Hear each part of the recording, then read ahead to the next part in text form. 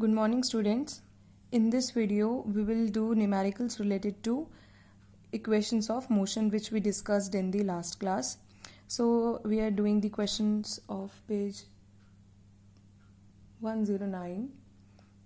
So, question first is, a bus starting from rest moves with a uniform acceleration of 0.1 meter per second square for 2 minutes. Find the speed acquired and the distance traveled. So what is given in the question? A bus starting from rest. A bus starting from rest means u is given as 0. अगर कोई चीज़ start कर रही है rest से, इसका मतलब उसकी initial velocity या इनिशियल स्पीड क्या है? 0 है. Moves with the uniform acceleration of 0.1 metre per second square. मतलब एक्सेलरेशन कितनी गिवन है आपको? 1 metre per second square, 0.1 metre per second square for 2 minutes. Time कितना गिवन है? 2 मिनट्स. लेकिन हम टाइम को मिनट्स में नहीं रह सकते, हमें इसको किस में कन्वर्ट करना है? सेकेंड्स में. तो 2 × 60 means 120 seconds. Find the speed acquired. Speed acquired का मतलब क्या है? फाइनल स्पीड मीन्स उसने शुरुआत के बाद, रेस्ट के बाद कितनी स्पीड जो है वो एक्वायर कर ली, कितनी स्पीड ले ली उसने. And the distance travel. Distance travel का मतलब है आपको एस निकालना है. और ठीक है, तो हमारे पास u है, a है एंड t है, उससे हम v निकाल सकते हैं very easily. v is equal to u plus a t करके, v is equal to u plus a t का फॉर्मूला हमने लगाया. u आपके पास कितना है? 0 है. एक्सेलरेशन कितनी है? 0.1 है. टाइम कितना है आपके पास? 120 है. 0 प्लस 0.1 इंटू 120 कितना होगा? 12. इसका मतलब v कितना आ गया? 12 मीटर पर सेकेंड. अंडरस्टैंड? दूसरी चीज़ आपको क्या निकालनी है? s निकालना है. तो s के लिए हम कोई भी फॉर्मूला यूज़ कर सकते हैं, चाहे हम ut plus half a t square use कर लें, चाहे हम v square minus u square is equal to 2as use कर लें, क्योंकि हमारे पास सारी ही क्या है? वैल्यूज़ हैं हमारे पास. तो मैं यहाँ पे ut plus half a t square use कर रही हूँ. ठीक है, तो 0 इंटू 120, टाइम 120 है, प्लस हाफ इंटू एक्सेलरेशन कितनी है? 0.1 एंड t का स्क्वायर मीन्स 120 इंटू 120. तो 0 इंटू 120 कितना हो गया? 0 plus half into 1/10 into 120 into 120, 0 0 cut. Then 2 से 6 पे गया. एट दी एंड क्या बच गया हमारे पास? 6 इंटू 120 कितना आएगा? 0. 6 2 12, 1 720 मीटर जो है वो हमारा डिस्टेंस निकल के आ गया. I hope this question is clear to you. Now the next question. A train is travelling at a speed of 90 kilometre per hour. एक ट्रेन है, क्वेश्चन 2 कर रहे हैं हम. एक ट्रेन है, उसकी स्पीड कितनी है? 90 kilometre per hour. Brakes are applied so as to produce a uniform acceleration of -0.5 metre per second square. Means यहाँ पे नेगेटिव एक्सेलरेशन आ गई क्योंकि क्या अप्लाई किया गया है? Brake. Find how far the train will go before it is brought to rest. Brought to rest का मतलब क्या है? कि जो बॉडी है उसकी जो फाइनल स्पीड है वो 0 हो गई, रेस्ट पे आने के बाद बॉडी रुक चुकी है. और आपसे पूछा हुआ है how far the train will go. Far का मतलब क्या होता है? डिस्टेंस, कितनी दूरी तक जो है ट्रेन गई. तो क्या क्या गिवन है हमें? u हमें कितना गिवन है? 90 किलोमीटर पर आवर. एक्सेलरेशन हमें कितनी गिवन है? 0.5 मीटर पर सेकेंड स्क्वायर, ये माइनस में गिवन है. और v कितना गिवन है हमारे को? v हमें गिवन है 0 क्योंकि बॉडी रेस्ट पे आ गई है. और हमें क्या निकालना है? s निकालना है. एक चीज़ हमें ध्यान रखनी है कि यहाँ पे u जो है वो किलोमीटर पर आवर में है और हमें इसको किस में कन्वर्ट करना पड़ेगा? मीटर पर सेकेंड में. मीन्स 90 इंटू 5/18 से मल्टीप्लाई कर दो सीधा. सो ये 10, this is 2 and this is 5.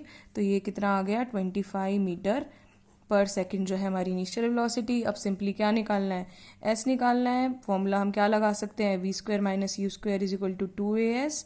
We square कितना है 0 स्क्वायर माइनस यू का स्क्वायर मीन्स 25 का स्क्वायर 2 इंटू एक्सेलरेशन आपको कितनी गिवन है -0.5 ऐसा आपको कैलकुलेट करना है 25 का स्क्वायर 625 मीन्स -625 25 जा कितना होता है 10 होता है एंड पॉइंट लगा दोगे क्योंकि 0.5 है तो कितना आ जाएगा 1.0 माइनस में और s means -625 is equal to -s means ये माइनस से माइनस कट गया तो 625 metre is equal to s।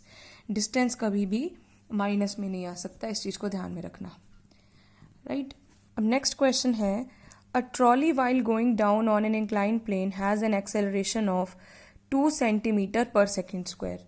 आपको एक्सेलरेशन कितनी गिवन है, एक्सेलरेशन आपको गिवन है 2 centimetre per second square. What will be its velocity after 3 second of the start. आपको पूछा है कि भाई ट्रॉली जो है उसको एक इंक्लाइन प्लेन पे डाल दिया, ये ट्रॉली है, ये इंक्लाइन प्लेन है, उस पर ट्रॉली है, वो नीचे जा रही है, तो एक्सेलरेशन उसकी गिवन है आपको और आपको टाइम गिवन है कि 3 सेकेंड। तो आपसे पूछा है 3 सेकेंड के बाद जो है वो उसकी कितनी वेलोसिटी होगी, मीन्स आपको फाइनल वेलोसिटी पूछी है from the start. From the start का मतलब क्या है कि बॉडी शुरुआत में किस में थी, रेस्ट पे थी, सो u is equal to 0 and you have to calculate v। Simply you will use the formula v is equal to u plus 80। देखो यहाँ पे आपको जरूरी नहीं है कि आप सेंटीमीटर को मीटर में चेंज करें क्योंकि centimetre per second is also a unit. तो सेंटीमीटर पर सेकेंड जो होती है वो भी स्पीड की यूनिट होती है, तो एक्सेलरेशन की सेंटीमीटर पर सेकेंड स्क्वायर भी हो सकती है। आपकी पर्सनल चॉइस है कि आप इसको चेंज करना चाहते हैं या नहीं। अगर आप चेंज करना चाहते हैं तो आप 2 को 100 से डिवाइड कर दीजिए, तो आपका आंसर जो है वो मीटर पर सेकेंड में आ जाएगा। तो यहाँ पे 0 प्लस 2 एक्सेलरेशन है, टाइम कितना है 3, तो ये कितना आ गया 6 सेंटीमीटर पर सेकेंड। और अगर मुझे इसको मीटर में निकालना है तो मैं इसको डिवाइड कर सकती हूँ 100 से, तो कितना आ जाता 0.06 मीटर पर सेकेंड। अंडरस्टैंड, ठीक है। Now question 4। क्वेश्चन 4 क्या कह रहा है आपको, a racing car has a uniform acceleration of 4 metre per second square. What will distance will it cover in 10 second after start. Very simple question. आपको बोला है एक रेसिंग कार है जो कि एक यूनिफॉर्म एक्सेलरेशन से मूव कर रही है, कितनी 4 मीटर पर सेकेंड स्क्वायर।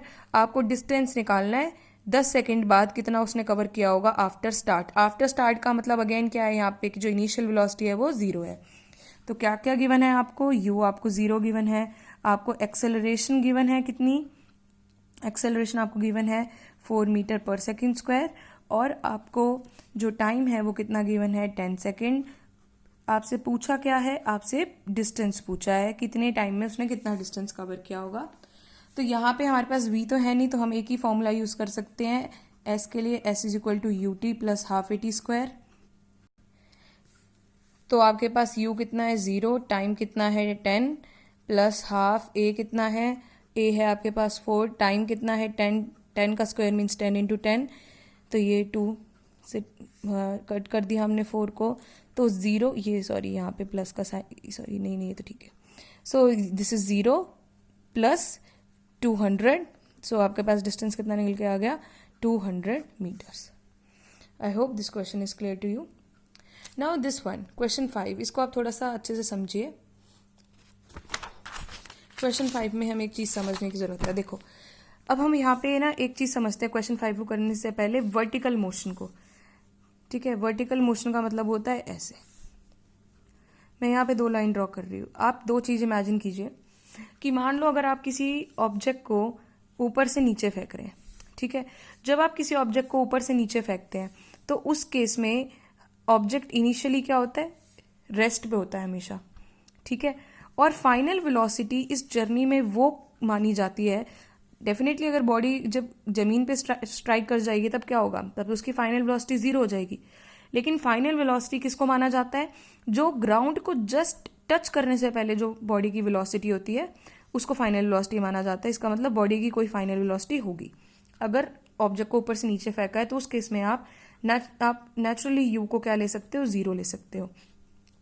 और जब ऑब्जेक्ट को आप ऊपर से नीचे फेंक रहे हो तो वो अर्थ की तरफ जा रहा है। इसका मतलब क्या है, देखो अर्थ अपनी ग्रेविटी की वजह से ऑब्जेक्ट को खींचती है अपनी तरफ, तो उसकी वजह से उसके अंदर एक एक्सेलरेशन प्रोड्यूस होती है जिसको क्या कहा जाता है, acceleration due to gravity. And उस एक्सेलरेशन ड्यू टू ग्रेविटी की वैल्यू फिक्स होती है which is 9.8 metre per second square. ठीक है, एंड इस एक्सेलरेशन को अगर आप कैलकुलेशन के लिए इजी के लिए आप approximately 10 metre per second square भी ले सकते हो। मीन्स आपकी कैलकुलेशन 10 से अगर इजी हो रही है तो आप 10 भी ले सकते हो इसको राउंड ऑफ करके। वही अगर आप एक ऑब्जेक्ट को नीचे से ऊपर फेंकेंगे, एक साइड के मोशन की बात कर रहे हैं हम, तो आप किसी वेलोसिटी से फेंकेंगे उसको, है ना, कुछ आप हो सकता है 10 मीटर पर सेकेंड से फेंकें या आप उसको 15 से फेंकें, लेकिन एक पॉइंट आता है जब फाइनली वो ऑब्जेक्ट जाके रुक जाता है क्योंकि उसके बाद वो वापस नीचे आना शुरू कर देता है। तो जब वो उस फाइनल पॉइंट पे पहुंच जाता है तो उस टाइम पे उसकी वी जो है 0 हो जाती है। अगेन इस केस में भी क्या होता है, जो अर्थ है वो ऑब्जेक्ट को नीचे खींच रही है। अगर आप ऑब्जेक्ट को ऊपर भी फेंक रहे हो तो भी अर्थ उसको नीचे खींच रही है, तभी क्या हो रहा है, वो ऑब्जेक्ट अल्टीमेटली एक पॉइंट पे जाके क्या हो रहा है, रुक रहा है, तभी उसकी वेलोसिटी 0 हो जाती है।